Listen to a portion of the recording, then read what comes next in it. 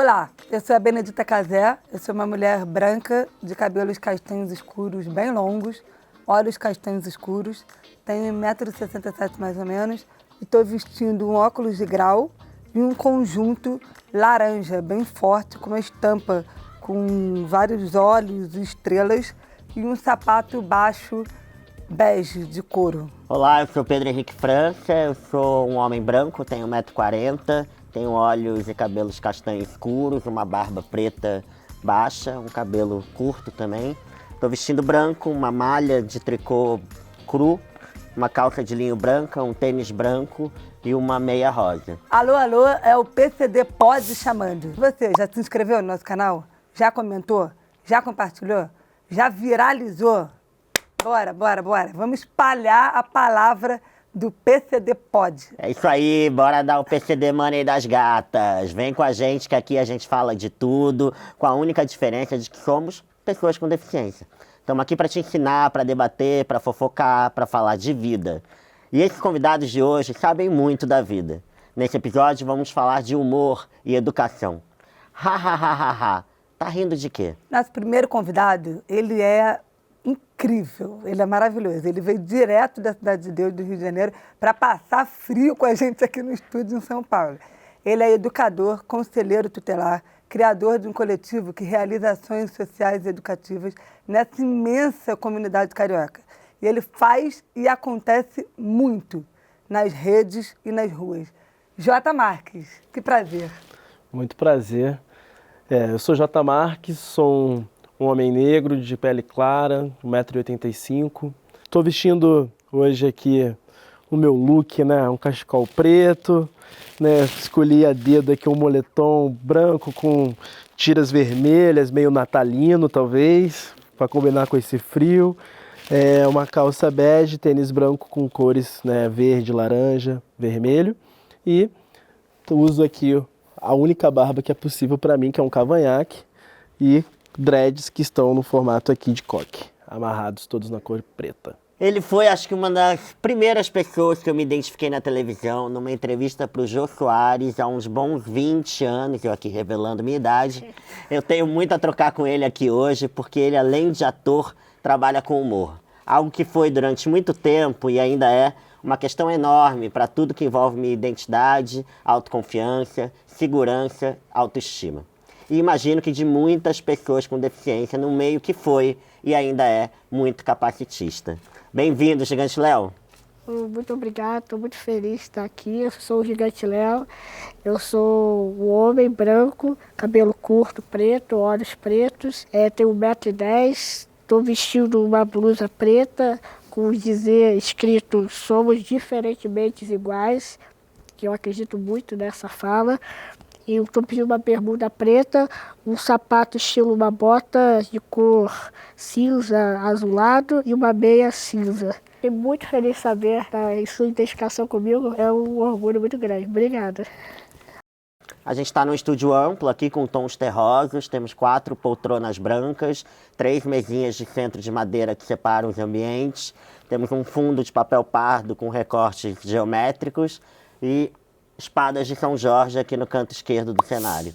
Eu queria até já começar perguntando para você, já que você falou que você acredita tanto nessa frase, por que você resolveu escolher essa camisa para estar aqui? Eu acredito muito assim, todos nós, como diz a camisa, nós somos iguais no sentido que nós somos seres humanos, nós temos os desejos, nós temos falhas, nós temos virtudes, nós somos com qualquer pessoa no planeta Terra, qualquer indivíduo que fala que é ser humano, tem toda essa particularidade que é comum a todos nós. E somos diferentes, né? Não só no aspecto físico, que é o que mais salta aos olhos, e também diferentes em personalidades, né? Não é porque toda pessoa com nanismo tem a mesma personalidade, tem os mesmos desejos. Não, somos seres humanos, temos umas características comuns por causa do nanismo físico, mas o resto nós somos diferentes. Então eu acredito muito nisso, somos diferentemente iguais. Por isso que eu gosto tanto dessa camisa. Até meio surrada, meio velhinha, mas eu gosto dela. Claro, acho que isso explica muito, né? A gente está aqui agora juntos, conversando, trocando, cada um com a sua diferença. Jota, eu queria começar primeiro te dando parabéns pelo seu trabalho, que eu acho maravilhoso, acho você incrível. um ato de resistência e de bravura aí da sua participação na educação. E eu queria começar daí mesmo, eu queria saber quão importante a educação foi para você, o quanto ela segue sendo para você nesse lugar de educação popular, nesse trabalho que você faz ali na comunidade. E eu acho que quando a gente fala em educação, não tem como a gente falar das interseccionalidades que permeiam o seu corpo, né? Enquanto homem preto com deficiência, como é que você entende a importância da educação? Em que momento você entendeu que você queria atuar nesse sentido? Grande pergunta. Eu costumo dizer que a educação ela me salvou, mas antes ela me matou. Quando eu retorno para pensar a educação no espaço formal de educação, foi para curar os meus traumas. Porque a educação ela me foi muito violenta. O espaço escolar me foi muito violento. Só que eu fui estimulado pelo mundo a pensar que a educação é uma ferramenta de transformação, é uma ferramenta de diversidade, é uma ferramenta de cidadania. Só que nada disso tinha sido apresentado para mim. Então eu passei por esse processo escolar, eu abandonei a escola, eu não queria, não suportava mais ir para a escola. E chegou um momento da minha vida que eu pensei, quantos Jotas estão lá querendo ir embora daquele espaço? E quantos Jotas vão conseguir desviar daquilo que nas periferias, na desigualdade, na pobreza, nos chama e talvez consigam retornar depois de partir? E aí eu voltei com um compromisso. Eu preciso reencontrar os Jotas, mas eu preciso primeiro me reencontrar. E aí eu voltei no processo de cura e a educação popular veio nessa pegada. Que a educação popular, ela é para mim a chave de se pensar uma sociedade que não seja só anticapacitista, mas seja antirracista, né?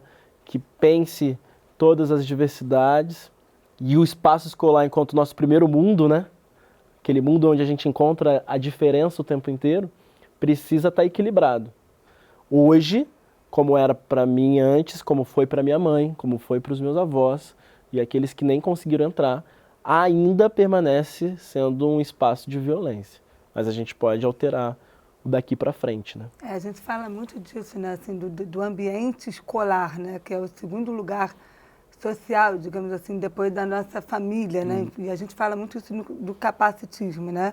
Que é o lugar que você chega ali e aí você está sob julgamentos e provas e aí que começam as relações, né? Esse ambiente escolar que causa esses traumas, assim, agora até puxando para o Léo, ele esbarra muito no humor também, né? De como, na coisa do bullying mesmo, assim, eu passei muitas coisas, eu e Pedro, toda hora a gente coloca aqui de situações que a gente viveu na escola e que marcam muito e que afetam, assim, que depois é isso. Até hoje, elas estão ali se fazendo presentes e aí a gente volta para a nossa conversa de hoje. Eu queria perguntar para você, Léo, como foi a tua experiência escolar, assim, esse ambiente da escola e como ele te formou, assim, nesse lugar? Eu vou revelar um pouco mais a minha idade, eu nasci em 79, então nessa época, anos 80, não tinha toda essa discussão, não tinha toda essa inclusão, inclusive não tinha lei né, que protegia. Minha mãe, eu não lembro, óbvio que eu era bem bebezinho e tal, mas eu tive a matrícula recusada em um dos colégios particulares famosos do Rio de Janeiro, e porque eu era uma pessoa com nanismo. Então, tinha toda essa questão que, assim, eu tive que conviver nesse universo. Mas eu tive muita sorte de conseguir ser matriculado num colégio que, mesmo sem lei, mesmo sem obrigar, já pensava em inclusão. A diretora tem uma frase que alguns pais chamaram, quando aceitou a matrícula, pô, meu filho, como é que ele vai conseguir, né, lidar com uma pessoa assim? Ele vai ficar traumatizado. Meu Deus. Aí a diretora falou assim, eu não estou aqui para passar conteúdo, eu estou aqui para formar cidadão. Se você quiser, tire seu filho. Então, olha o colégio que eu fui inserido. Então, eu tive a sorte de ter uma realidade um pouco mais privilegiada nesse aspecto, né? A criação que eu tive da minha família, eu sou a única pessoa que tem nanismo, então eu fui tratado igualitariamente, então eu levava esporro, eu levava cabo de castigo, enfim, era tudo igual. Isso me deu uma visão e me fez me posicionar no mundo de uma maneira diferente, sem talvez tanta camada de trauma que, enfim, dependendo do local, você cai e você acaba não conseguindo respirar. Então, nesse ambiente que eu fui criado, familiar e escolar, eu já me vi no mundo, não, eu sou igual mesmo. E tá tudo certo. Se você tá estranhando, você que cuide dos teus problemas e não é um problema meu, né? Eu estou ok. E aí, assim, eu sempre fui muito brincalhão. Agora, a questão de analismos, de piadas de anão, essas coisas, não rolava muito porque o contexto não dava espaço para isso. Era tipo assim, vai brincar por quê? Ah, tá, valeu. E não era engraçado, a pessoa não virava o bambambam que fazia uma piada dessa, entendeu? Você teve uma Exatamente, sorte um privilégio. muito Então, grande assim, nesse sentido, né? de várias camadas. E isso talvez me colocou num lugar diferenciado, diferenciado não no sentido de sou melhor, mas assim, de receber meus impactos, porque nesse período todo escolar, que é extremamente importante para a formação da criança, eu tive esse lugar, esse contexto muito bom. E aí quando você sai adulto, você já sai com uma carga melhor para falar, não, enfrentar mais, se posicionar mais, sem ter tantos traumas carregados. Então eu tenho que agradecer muito pelo privilégio, tanto familiar quanto escolar. Graças a Deus, o outro colégio recusou minha matrícula, porque certamente seria um péssimo colégio. Não, sem dúvida. E agora você falou que chegou a ser rejeitado em escolas, né? Isso. De tipo, não quero Isso. por conta da sua deficiência. Isso Isso. aconteceu comigo também. Eu acho que, de novo, falo de um lugar de privilégios, né? A gente está falando de escola particular. Isso. Então é uma outra conversa, acho que o Jota pode falar muito sobre isso também. Assim, eu fiz prova, passei, e daí, quando chegou na hora, ele falou, não, ela é ótima. Ela é um amor, ela é ótima, mas não sei se estamos preparados para recebê-la. Então, assim, é muito violento, né? Assim, você não ser aceito simplesmente porque, no meu caso, porque eu sou surda, né? Então, acho que essa coisa da rejeição, Pedro fala muito disso também, né? De situações que você viveu na escola, assim. Tô muito pegado pela frase do Jota, da coisa da escola me salvou, da educação me salvou, mas antes disso ela me matou, porque é possivelmente meu grande trauma da vida, assim. Eu entrei numa escola de bairro muito pequenininha e tal, mas que ela ia até uma determinada série, ela ia fechar, e aí eu tive que mudar de escola, eu fui para uma outra escola de bairro que era gigantesca. E quando eu entrei, que foi na 4ª série, meu irmão estava na 5ª, eu passei por um episódio muito traumático, que eu lembro com muita frequência, que é numa situação de uma briga que de repente tinham, tipo, 15 pessoas em volta de mim, falando atrocidades, e eu girando em torno daquilo, sem saber como fugir, e eu escapo daquilo numa brecha e saio correndo. Eu acho que eu tenho crises de ansiedade até hoje de lembrar desse momento. E eu queria que você dividisse também com a gente que tipo de violência você viveu no seu processo e quanto isso te demarca hoje enquanto adulto, assim, se você vê resquícios desse tipo de trauma. Eu penso que a gente precisa superar a escola para poder pensar quais escolas existem dentro dela. Um dos projetos que eu mais me orgulho de ter feito na Cidade de Deus se chamava Escola Dentro da Escola, onde a gente acompanhava o ano letivo inteiro, apoiando ali a equipe pedagógica, os professores, levando um tipo de conteúdo de educação popular para aqueles alunos que eram definidos como os piores, que eu fui. Então eu não fui o CDF, eu não fui o inteligente, longe disso. Longe disso. Mas eu tinha várias potências. Eu costumo brincar que aquele que é considerado o pior aluno, geralmente é o aluno mais envolvido com a escola, né? Sim. Porque ele pode ser muito ruim para estar dentro de sala de aula, mas ele nunca vai embora. Ele é o menino e a menina que você pede para levar um Xerox do outro lado do oceano, ele vai. Que mais?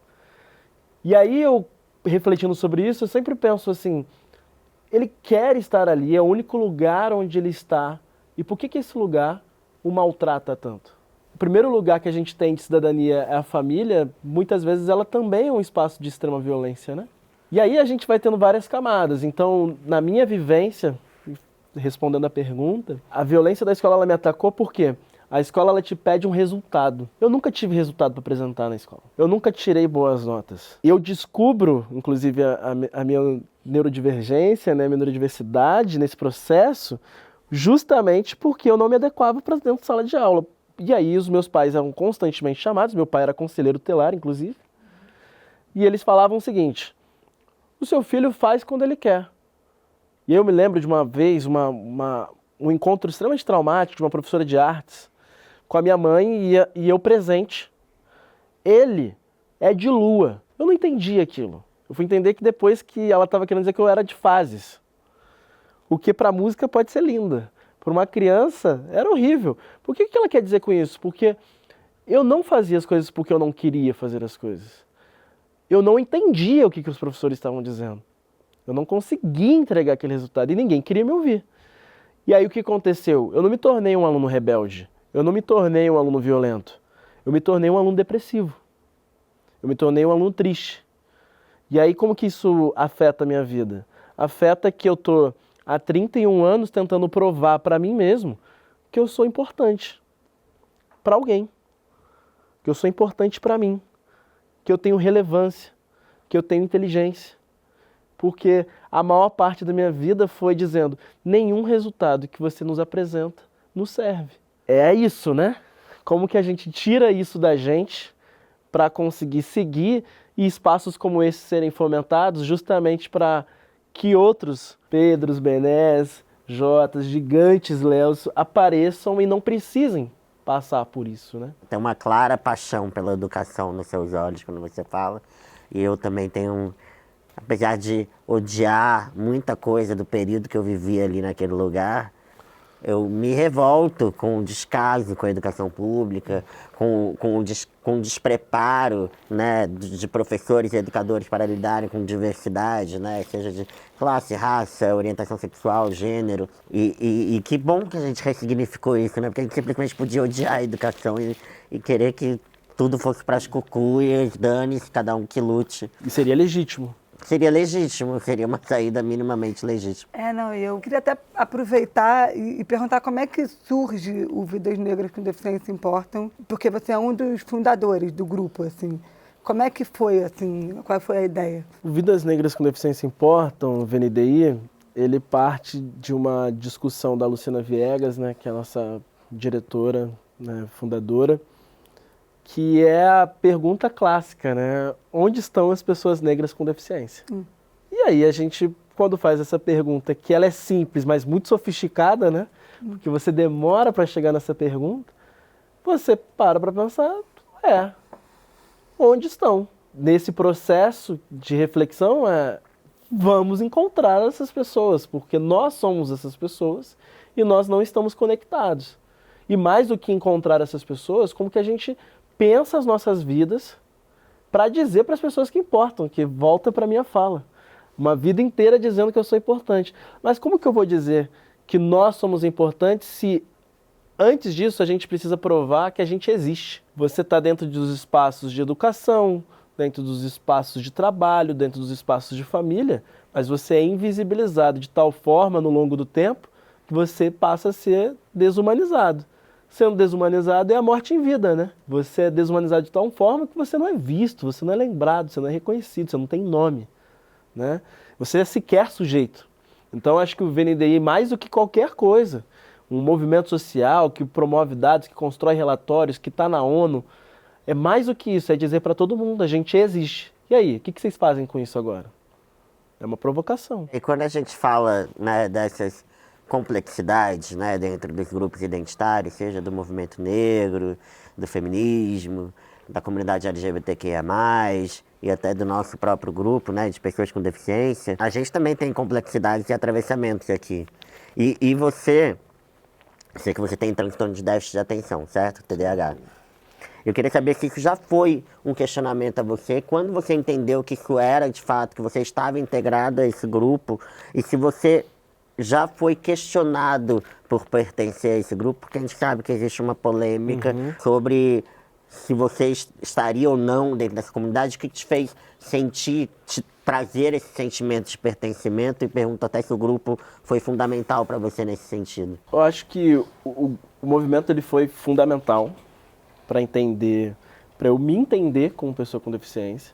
Na verdade, eu passei por um processo de ser convencido, porque o TDAH você vai mascarando, né, para se adaptar na sociedade. Então, por você ter não tantas barreiras como outras deficiências podem apresentar, você vai se ajustando à sociedade e você acredita que aquilo que você construiu de persona é você. Só que aí você passa o processo dolorido, né? Quando você se entende pessoa com deficiência, assim como se entender mulher, como se entender o negro, como se entender o gay, como se entender uma minoria, você vai enfrentar medos e vai se lidar com dores que você escondeu. E você escondeu durante toda essa vida. Você sofreu, você sentiu, mas você não dava nome. Só que isso foi também muito prazeroso e tem sido até hoje, porque a partir do momento que eu entendo que havia e há uma deficiência em mim, houve um processo agora de carinho comigo. Porque eu estava me exigindo coisas que eram impossíveis. Impossíveis. E tá tudo bem. Porque não é sobre isso. Não é sobre perseguir algo que é impossível. É sobre eu lidar com a minha plenitude na minha incompletude. Que todos temos. Então, o movimento negro de pessoas com deficiência, e aqui enfatizo de novo a Luciana Viegas, foi importante que ela me abraçou. Se entenda como um homem negro favelado que também é deficiente. E aí a gente está nessa luta para entender a neurodiversidade, né, na sociedade, que lá fora já avançou um pouco mais do que aqui, né, nesse sentido. A gente já tem várias políticas públicas pensadas para a pessoa com TDAH, né, com dislexia, porque há, né, uma diferenciação. A escola teria sido diferente para mim se ela tivesse respeitado, né, o meu TDAH. Mas a gente segue nas mesmas disputas. Jota, a gente sabe que as escolas brasileiras ainda são muito despreparadas para lidar com tudo isso que a gente está falando, né? E nessa disputa de narrativas e fake news, muitos educadores, inclusive, esquecem sua função, né? O seu compromisso com a história, com reescrever essa história, com a educação em si. E quando a gente fala em educação, a gente vê uma resistência política enorme com relação à questão da educação inclusiva, né? Sobretudo na esfera pública. E nós tivemos recentemente um governo que bateu muito nessa questão, né? O Ministério da Educação que quis trazer sempre essa pauta da separação, de não inclusão de pessoas com deficiência, né? Eu queria saber, a partir da perspectiva de vocês, inclusive, como é que vocês veem esse debate, quão desonesto ele é e a quem que ele atende, né? Quão importante é a gente afirmar a importância da educação inclusiva nesse momento em que a gente está discutindo educação. Eu acho que, falando do governo passado, tenho até, só falar já arrepio, dá vontade de, sei lá, passar mal. Mas pulando, superando esse momento, esse nome, tudo, a gente tem que avançar muito, porque quando a gente fala em inclusão, eu tenho uma sensação, não sei se o Jota e vocês têm, que parece que é uma caridade que estão fazendo para com a gente. Poxa, coitado do Léo, né, o capacitismo clássico, não consegue, então vamos incluir ele porque nós somos bonzinhos, olha que escola boazinha. Inclusão não é uma caridade para as pessoas com deficiência, é você permitir que a sociedade evolua. Porque eu acho que eu aprendo muito estando numa escola inclusiva e as pessoas que não têm deficiência, que não têm as suas particularidades, aprendem também muito com a gente estando presente lá. É uma troca riquíssima, não só para nós que estamos sendo incluídos, mas para todos. Dupla, né? Exatamente. E isso faz com que a sociedade evolua. Ela evolua em termos de comportamento, em termos de sociabilidade, em termos de tudo. Quando a sociedade não enxergar que todos nós temos que fazer parte do conjunto, ela não vai evoluir. Ao contrário, vai voltar como a gente teve esses, enfim. Claro, e quando a escola fala assim, não sei se eu estou preparado para te receber, quando é que vai estar preparado, né? Assim, só vai saber como lidar se tiver, né? Então, é muito isso que você falou, acho que essa coisa essa discussão, né, da segregação Exatamente. e da escola especial e tal, é um debate muito importante, assim. Eu que, né, desenvolvi numa escola regular, quase fui para escolas especiais lá no início, assim, e aí, de novo, sorte e privilégio de ter os meus pais ali do tipo, vamos tentar, calma aí, porque a gente escutou muito, não, a escola especial. Tem uma coisa de colocar nessas caixas e dizer, não é esta, o seu caminho é esse aqui, que eu acho que quando a gente fala de educação inclusiva, tem uma coisa de olhar para cada um, do jeito que é, com as suas características. Eu sei que essa pessoa aqui, então vamos, como você falou, é uma via de mão dupla. Enquanto a gente não tiver na escola, a gente não vai avançar nunca, né? Você falando agora, eu fiquei pensando muito, enfim, essas vezes todas que eu não... Tudo que eu vivi na escola, enfim.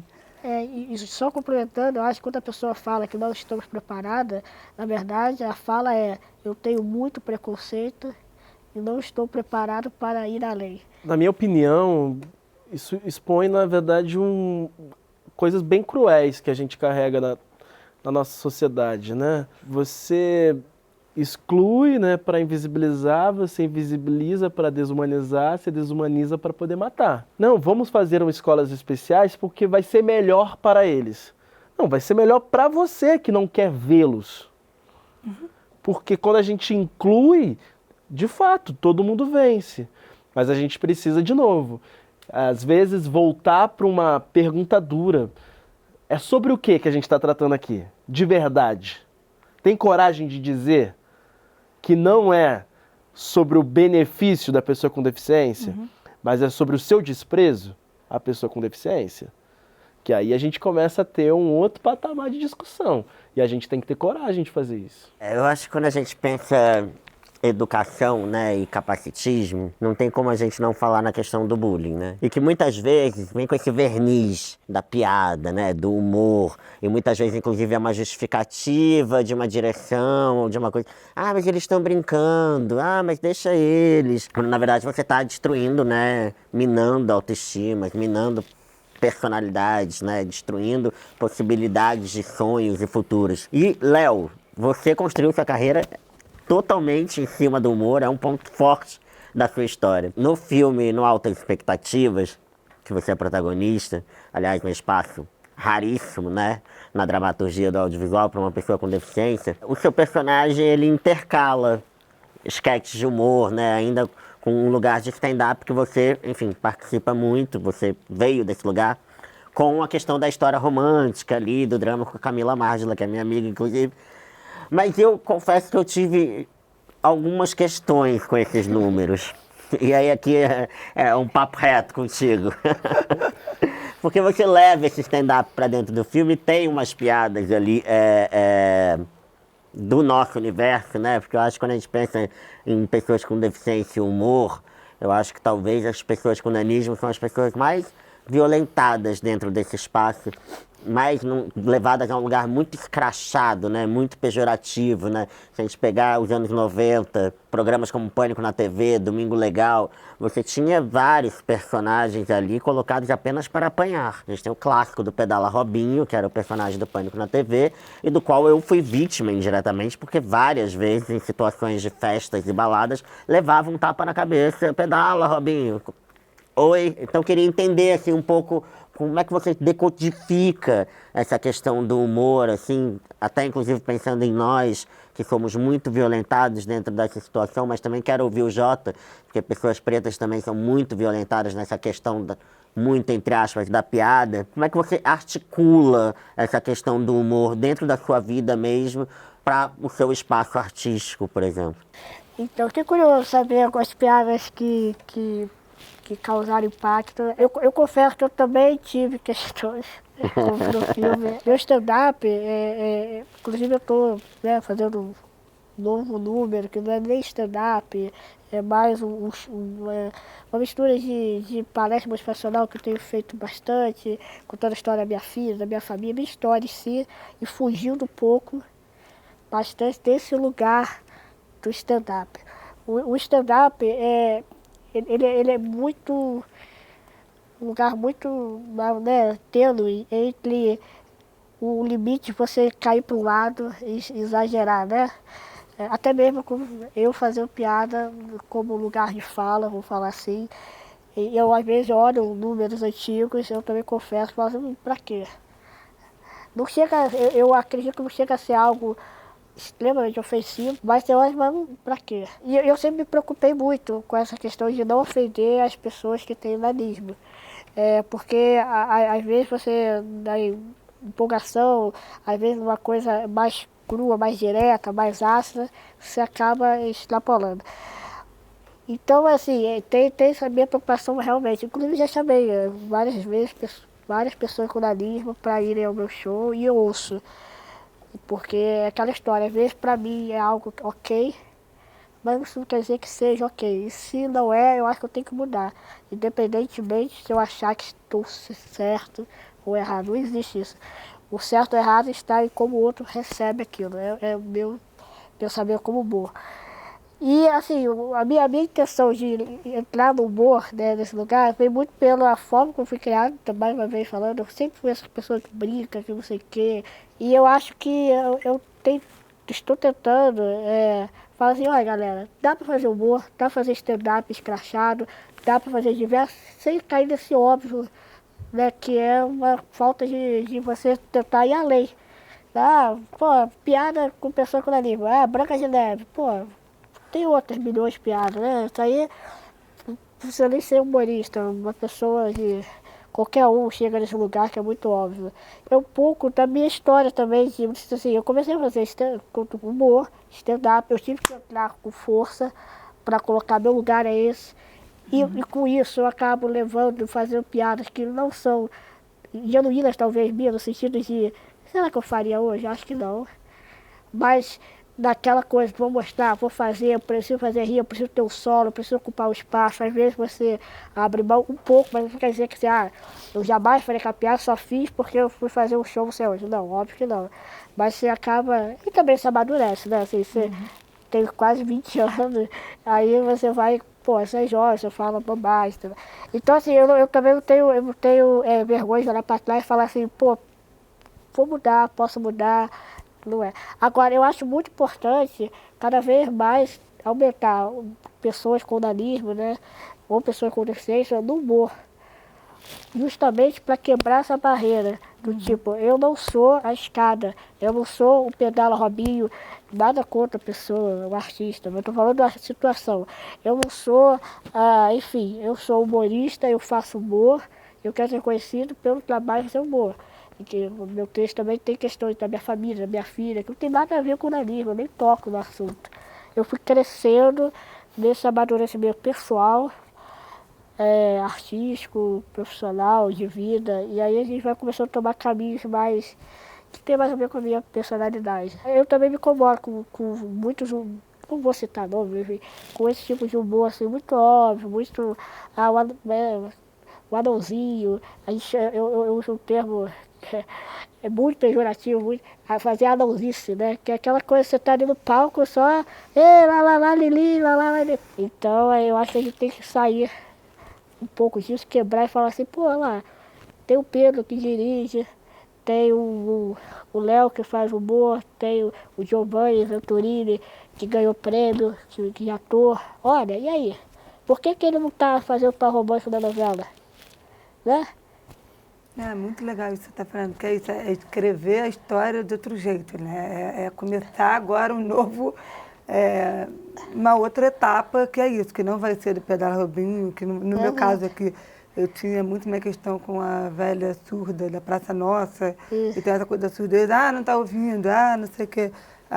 Então, acho que é isso, é poder também, dentro do humor, fazer piadas com outras coisas e que não vão estar sempre em torno da deficiência, né? Acho que é uma discussão que a gente tem muito desse limite até aonde o humor vai, né? Porque aí entra uma questão de ser crime também, né, Jota? Você até colocou um vídeo falando sobre isso, assim, de até onde a gente vai, né? Porque parece que é uma coisa tão óbvia e não é. Às vezes eu me arrependo de alguns conteúdos, mas... mas é isso. Mas chega, mas faz parte, né? Sim. Que eu vou lá e carimbo. O humor tem limite, né? Eu acho que tem. Eu acho que tudo tem. Eu sou uma pessoa que o humor me serve muito como válvula de escape. Uso o humor no meu atendimento, então como conselheiro ou então como professor, na vida. Faz parte de mim. Mas o humor que violenta, nada que violenta, né? Que ultrapassa o limite do outro, né? Que diminui o outro, que inferioriza. Para mim não faz sentido num código, num contrato de civilização que a gente tem. A gente falou da palavra evolução aqui, né?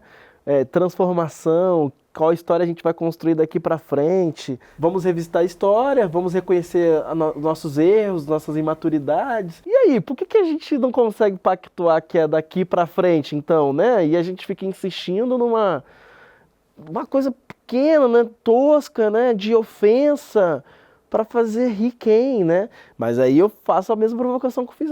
Quem tá rindo precisa também pensar, né? É óbvio que a gente coloca o humorista ou aquele que está provocando como, né, o algoz, que ele tem sua responsabilidade, mas quem está rindo também tem, né? E aí, já só complementando, acho que essa coisa de quem está rindo, tem aquele famoso riso que que todo mundo vai na onda, né? E aí, que né? falou, aí tá todo mundo aqui rindo, às vezes nem sabe porque está rindo. Eu até encontro a questão da surdez. Eu vivi muito isso na minha vida, de ficar confirmando um negócio e às vezes eu não estava ouvindo, e aí entra uma outra questão que eu nem vou entrar aqui, que é de conseguir dizer que eu não estava ouvindo. Mas agora você falando isso, eu fui direto para o bullying, assim, porque eu acho que é uma questão que um faz a piada, né, no caso bullying ou alguma ofensa ali, no caso do bullying, e aí um ri, já é efeito manada. Suficiente para o outro rir e o outro rir. E aí, quando você vê, você tem a turma toda rindo. E às vezes você nem acha aquilo engraçado, mas você está na onda de rir, sabe? Eu fico pensando, acho que é um desafio também educar, né, uma criança nesse sistema cheio de coisas que eu acho que vem muito do que você falou, assim, de quem está rindo, né? Pensar por que está rindo. Só te complementando assim, eu fujo como o diabo foge da cruz do tema limites do humor, porque é extremamente complexo. Mas eu acho muito importante salientar uma coisa que às vezes passa muito batido. Uma base desse argumento das pessoas que defendem, que pode falar o que quer, do jeito que quer, é aquele negócio. Eu falo para quem quer me ouvir. Se você está ofendido, você, naquela história, o próprio humorista fala, se eu sou diabético, eu não vou comer açúcar, senão vou passar mal. Não, não é. Essa premissa está completamente equivocada. Não é porque a plateia está consumindo e concorda com aquilo que eu estou fazendo, que aquilo que eu estou fazendo deixa de ser crime. Não, é crime. Não tem discussão. O outro tá rindo, tá gostando, adora isso. O problema é do outro, o outro está cometendo o mesmo crime que você. Então essa premissa é falsa. Perfeito. Essa premissa é que se a plateia está gostando, eu posso fazer, e não importa se você está ofendido, sai daqui, está errado. Crime é crime e ponto. Tem uma comediante chamada Hannah Gadsby, que ela tem um show muito maravilhoso que chama Nanette. Tá na Netflix. É um stand-up que ela faz justamente para falar que ela está saindo do humor. Porque ela diz que durante anos ela fez humor em cima da sua própria identidade, ela enquanto uma mulher gorda e lésbica, e quando na verdade ela entendeu que o que ela estava fazendo era simplesmente atendendo aos interesses daquelas pessoas que queriam continuar fazendo esse tipo de piada, reforçando estereótipos e mantendo seu lugar, seu corpo a serviço daquelas violências. E eu queria muito entender se você já revisou esse lugar do humor, e me parece que sim, porque no filme mesmo, no Altas Expectativas, num dado momento, você dá um textão num cara que faz uma piada, um humor, um número com você. E eu queria entender se aquilo foi também um desabafo por tudo que você já passou, porque eu entendo que pelo fato de você ser do humor, as pessoas se sentem livres para fazer a brincadeira que quiserem. 2, te cobrem, inclusive, para que você leve tudo numa boa, já que você é do humor e entende muito, entre aspas, que a liberdade de expressão é uma premissa daquilo que vocês fazem. Sim, aquele texto foi desabafo. Aliás, eu tenho colaboração no roteiro, tá? Essa foi uma das minhas colaborações. do roteiro, justamente denunciando todas essas piadas óbvias e tudo mais. Aliás, foi uma cena, eu acho, uma das cenas mais bonitas do filme, muito certamente porque vem à tona algo que é de dentro, né? Foge, Sim, foi verdade. foge do ator, da atuação apenas, né? Vem uma carta e tudo mais. Inclusive, minha produção fala, faz tentar, eu já não, eu já não tenho aquele tesão, vamos falar, de fazer, porque tem essa cobrança e o pessoal espera que você faça pelo menos umas meia dúzia de piadas que tende ao capacitismo, que tende a atender aquilo, como o Hassum falava muito, né? Ele tinha que fazer piada de gordo, porque ele era gordo, senão as pessoas saíram do show, poxa, ele fez uma piadinha na época, antes de fazer a... Então isso é muito complicado, e isso me incomoda. Aquele clássico, mas é brincadeira, mas não sei o quê, mas não foi nada, que eu acho que é uma coisa muito comum na escola, né? Assim, que... Entre pais também, né? Eles estão brincando. É uma negligência ali, educacional, para mim, gravíssima. Então, é uma coisa, mas é criança, né? Que a gente fala muito também. O que a gente pode fazer dentro da escola, porque é isso, a coordenação, assim, tá bom, vamos suspender, e quase nunca tem uma punição, porque é sempre meio maquiado esse bullying, assim. Não, mas foi só uma brincadeira, né? O que você acha disso, assim? Como é que você vê atualmente também? Porque eu também, eu tenho 33 anos e eu vejo que é um assunto que está muito em alta e ainda continuamos com os mesmos problemas gravíssimos nas escolas, né? Sim. O bullying hoje, ele é visto, né? Então, tem nome, né? Ele tem nome. As consequências do bullying, elas sempre existiram, né? Crianças e adolescentes sempre morreram de alguma forma ou sofreram violências por causa do bullying. Hoje o que a gente coloca é um holofote nisso e consegue perceber. E aí a gente vai para vários debates na sociedade. Na minha época, a gente lidava isso com brincadeira. Na minha época, você só revertia, lançava de volta. Quantas vezes eu também fui estimulado a... Não, reage. Né? Ou numa prática, às vezes até da periferia mesmo, né? Eu fui fundado, escrito, desenhado por uma mulher negra que é minha mãe, que vai assistir isso depois e ela está cansada de ouvir isso porque a gente reflete muito. Ela me criou para não chorar, ela me criou para não chegar em casa chorando. Então, ela me criou para, se voltar chorando, você vai apanhar, mas ela não fazia só isso, ela falava assim, você vai voltar amanhã e vai bater, ou vai enfrentar. Num modelo, né, de cuidado, de ensinamento, que eu super compreendo o que ela fazia comigo. Jamais vou colocar minha mãe num lugar de algoz e criminalizar isso. Foi o que ela foi ensinada. Minha mãe não teve infância, não teve possibilidade de ser plena e livre. Então ela queria o quê? Um homem negro forte, né? Resistente. E um homem negro forte e resistente, como qualquer outro sujeito forte e resistente num espaço de violência, é um violentador. Você precisa violentar para sobreviver. Então, só que o que acontece? A gente está passando por uma fase da infância e adolescência com a tecnologia, com o mundo acontecendo, que ela é mais precoce, ela é mais violenta, ela é mais ativa, ela tem diversas qualidades. Mas os defeitos também ficam mais acentuados. E aí, nesse momento, quando a gente olha para uma escola, vamos botar uma escola padrão de favela com 300 alunos. Nenhum professor vai dar conta. Nenhuma equipe pedagógica vai dar conta. Porque não há profissionais suficientes naquele espaço. E não só eles, né? Não há outros profissionais de apoio para aquele espaço. E aí é a hora que a gente precisa chamar as famílias, né? Como que a gente responsabiliza também?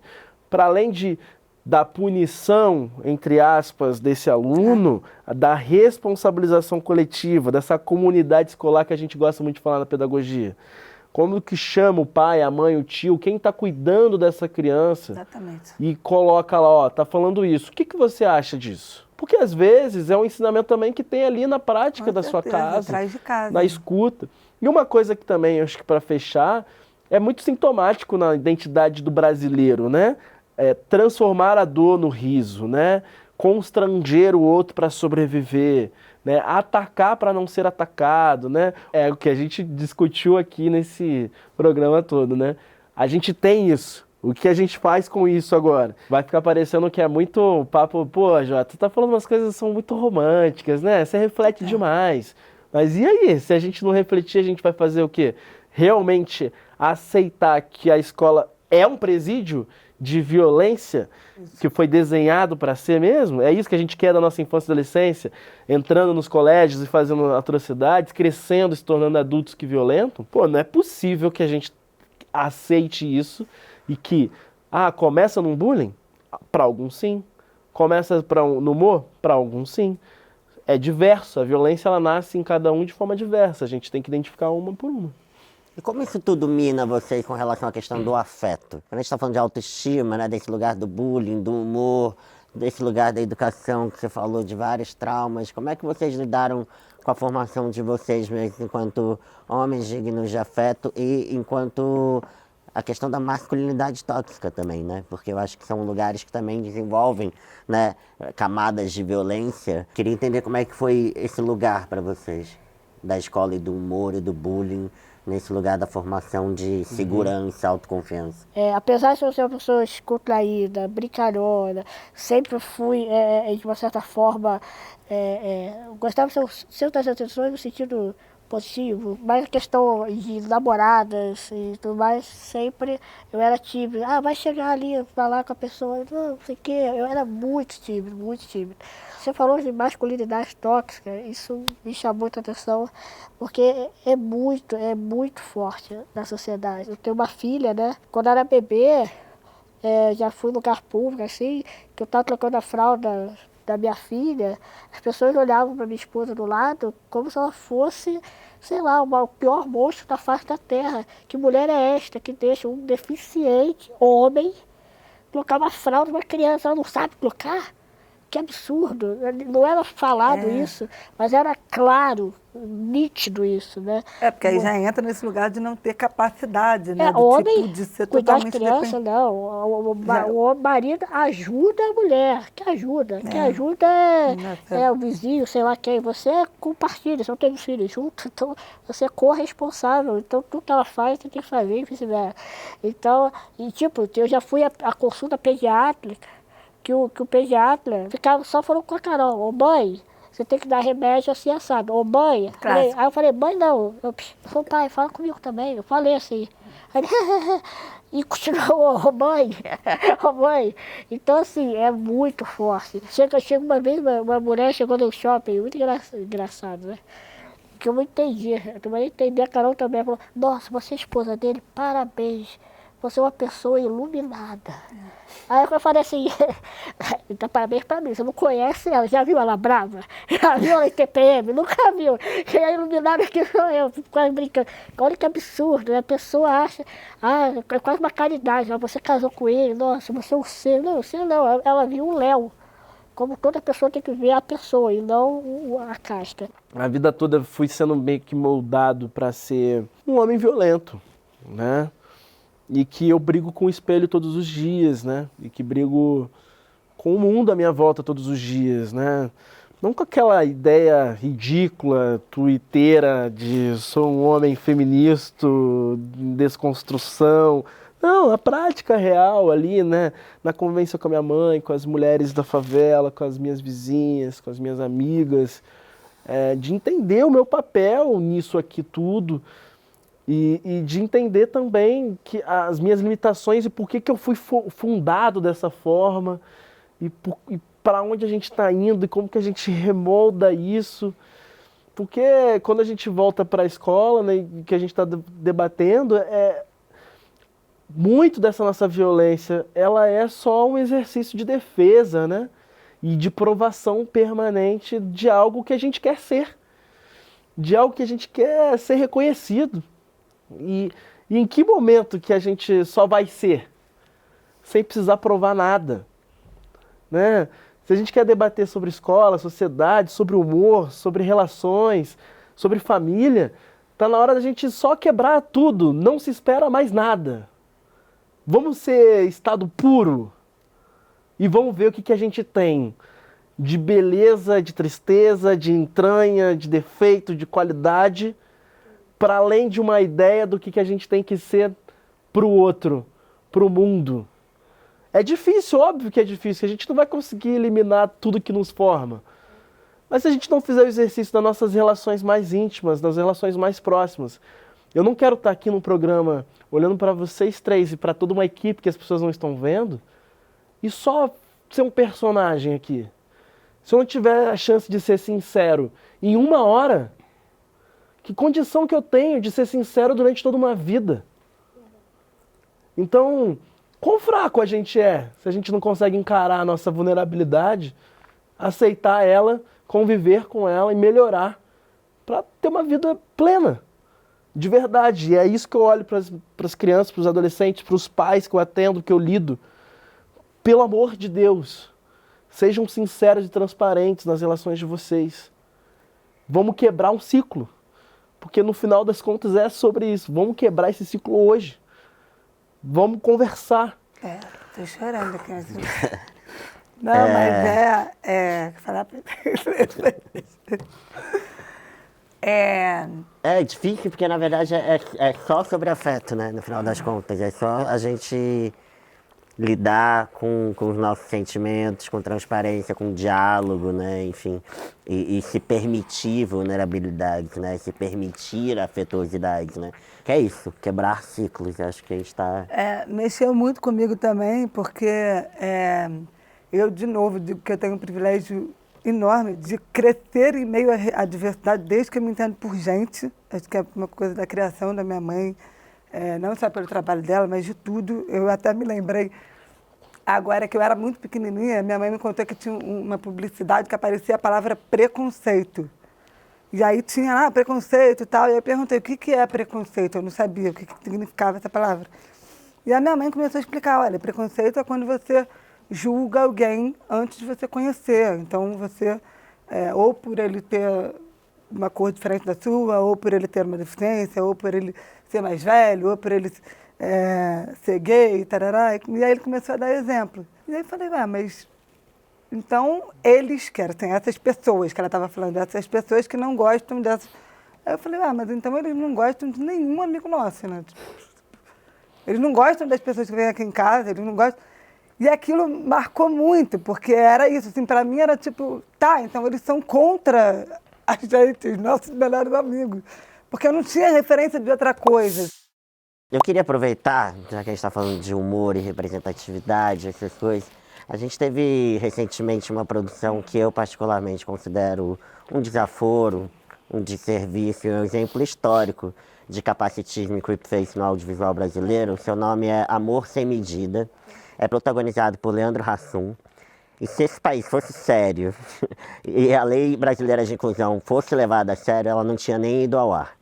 Uma obra produzida pela Netflix, uma gigante do entretenimento, com milhões de reais, num filme que reforça todos os tipos de estereótipos e violências possíveis contra pessoas com nanismo. Eu acho que isso diz muito sobre a falta de representatividade nessas estruturas de poder. Porque eu não consigo admitir que esse roteiro, que nós que somos do cinema, do audiovisual, sabemos como funciona, passou por tantas mãos ali dentro, permitindo que isso fosse financiado, produzido e ido ao ar. Porque estou falando de uma série de etapas. Há não muito tempo atrás, o blackface era uma opção, uma realidade no cinema, assim como o transfake. Estamos falando de pessoas que não eram pretas, interpretando pessoas pretas, ou pessoas que não eram trans interpretando pessoas trans, no caso do creepface, pessoas que não têm deficiência interpretando pessoas com deficiência. Ou seja, um apagamento por completo de espaços que deveriam, no mínimo, ser dedicado àqueles corpos que estão sendo retratados. E ainda com frequência, há produções que literalmente dão risadas dos nossos corpos. Isso aqui é um manifesto, isso aqui é um desabafo, mas eu queria também saber... particularmente de você, Léo, como você viu isso, porque quando eu assisti particularmente foi uma violência enorme. Eu só assisti porque o Giovanni, que a gente já falou aqui hoje, Giovanni Venturini, um ator brilhante, ele comentou comigo, ele me provocou a assistir, foi uma experiência muito violenta. Eu assisti só para poder falar, né, e ter, enfim, propriedade. Fiz um vídeo muito indignado com aquilo.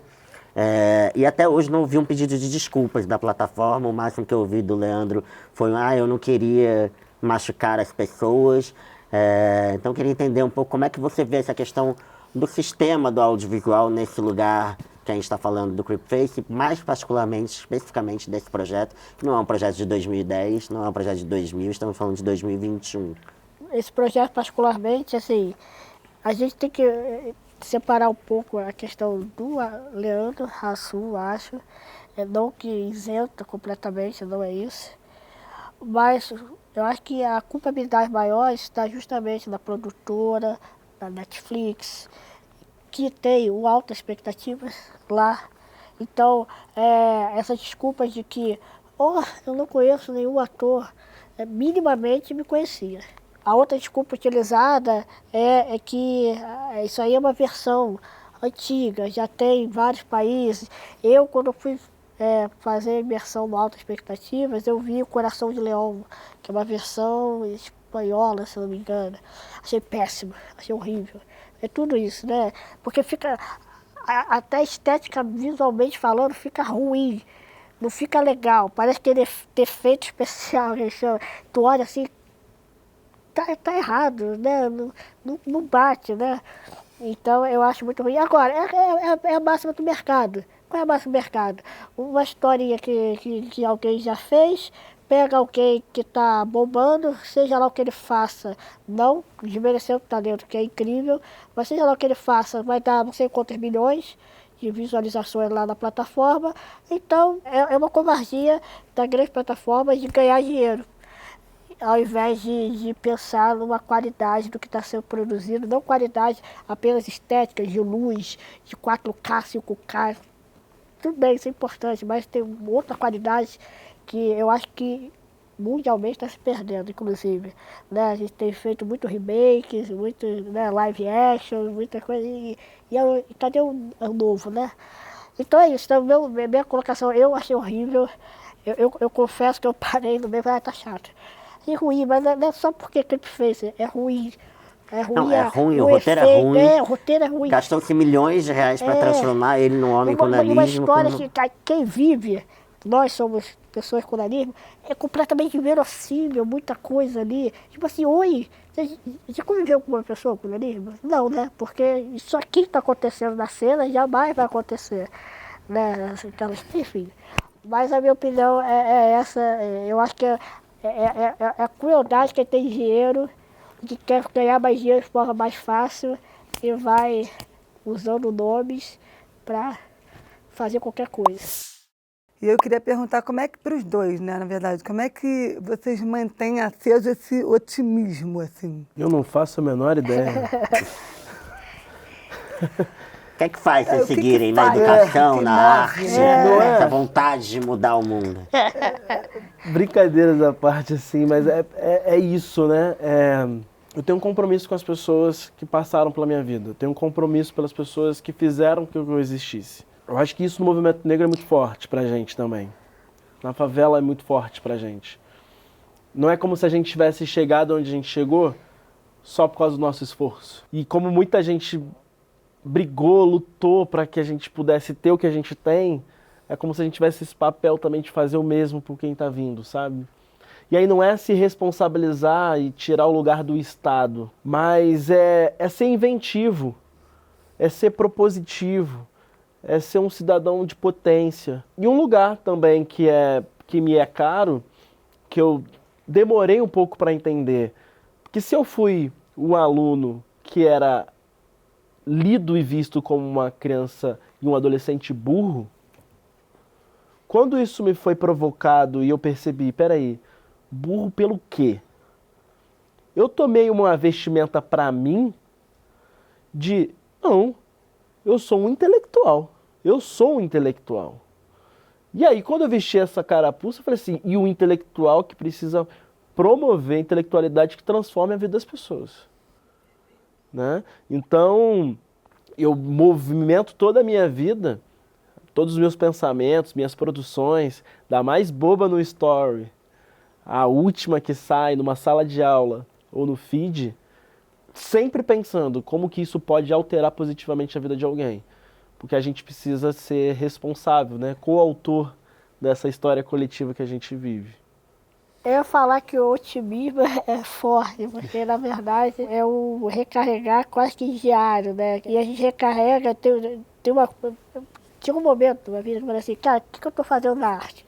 Que eu sou funcionário público, é o que me sustenta, é o que me dá meu ganha-pão, eu sou servidor, né? Trabalho com informática. É lógico, a arte também complementa, mas não é o que da minha realidade. O que eu estou fazendo aqui? Aí teve uma vez, eu tenho um grupo de pais e adultos que têm a mesma displasia minha, displasia diastrófica. Então, um grupo só de auxílios, troca. E aí, uma das coisas, por exemplo, a mamãe falou assim, estava com a filha, que quando é muito bebê tem muitas complicações, volta e meia são internados, UTI e tudo mais, questões respiratórias, cardíaca. Ela estava na UTI e os médicos me viram na televisão, na novela, no mundo, e aí falaram assim, os médicos olharam para ela e falaram, encheram de esperança, porque a minha filha pode ter uma vida igual a dele. Cara, isso eu chorei quando eu dei aquela mensagem, óbvio, até hoje. Esse é o otimismo que ele falou, é o lugar. Assim, eu não estou aqui porque eu tive só o privilégio. Eu acho que tem uma história. Né? Quando o Pedro falou, foi a primeira identificação que eu tive, o Jô Soares, jamais ia imaginar isso. E que legal, mas não porque para mim vai descer. É quase que a gente empurrado, vamos falar assim, a estar nesse lugar e falar, cara, não existe não.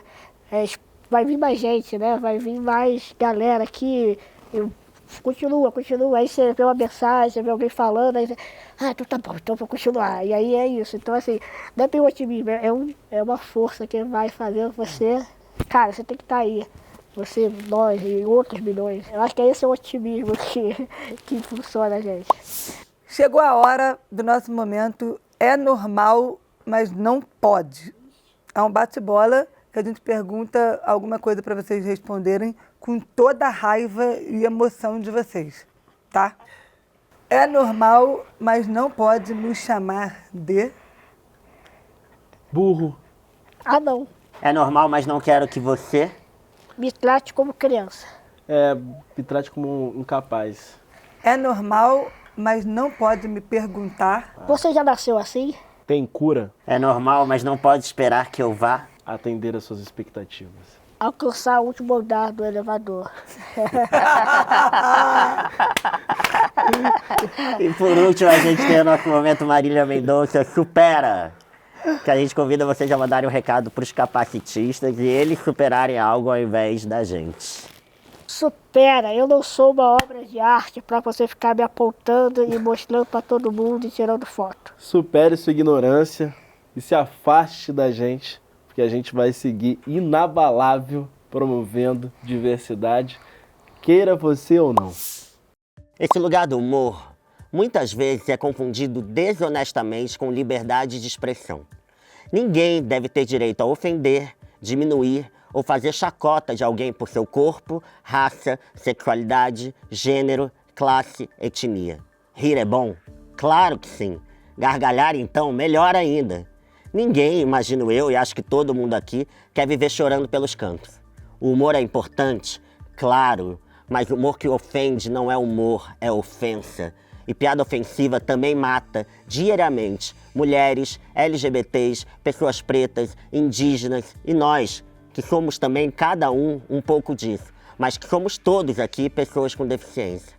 E isso precisa ficar muito claro nesse debate desonesto que se faz quando se fala em limites do humor e liberdade de expressão.